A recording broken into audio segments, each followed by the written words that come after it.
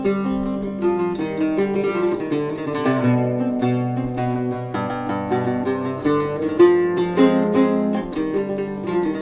Algérie, en fait, en tout cas jusqu'à cette époque, le fait d'être kabyle, le fait de revendiquer un certain nombre de choses était limite criminel.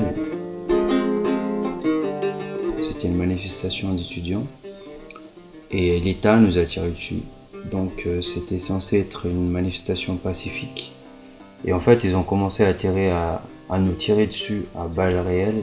C'était vers le coup de 14-15 heures, un après-midi du 27 avril 2001. Et il y a eu ce bilan, donc 127 morts et plus de 5000 blessés par balle.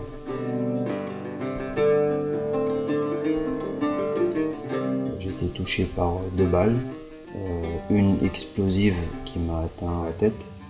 Donc en rentrant dans ma tête, elle s'est explosée en plusieurs morceaux.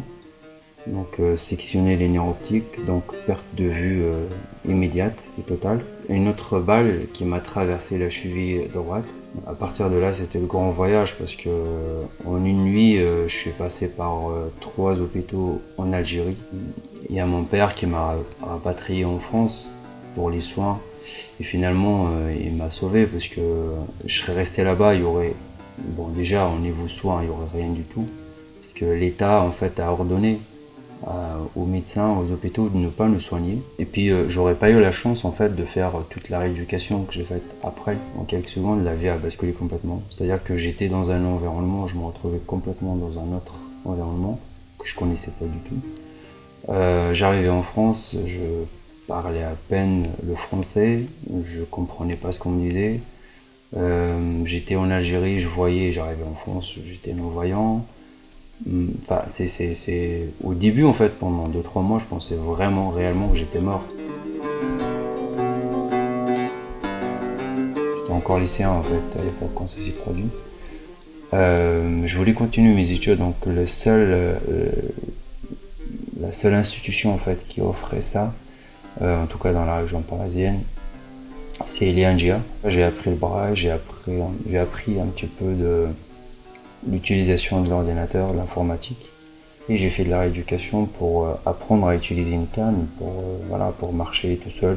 Et c'est là-bas aussi que j'ai découvert le CC-Foot. Avec le sport, j'aimerais bien essayer de casser ces petites barrières, ce petit tabou en fait, qu'il y a entre le monde valide et le monde des handicapés. On ne montre pas souvent ce qu'on peut faire. On montre très fréquemment ce qu'on ne peut pas faire. Et moi j'ai envie, je suis pas le seul, mais j'ai envie d'inverser le truc. En fait. Qu'on montre beaucoup plus les choses qu'on peut faire grâce au sport, grâce au travail, grâce aux études. Je vois beaucoup à la France, donc le fait de représenter la France, de porter le maillot bleu, blanc, rouge, pour moi ça va au-delà du sport et ça va au-delà du fait de faire un match de CC-Foot.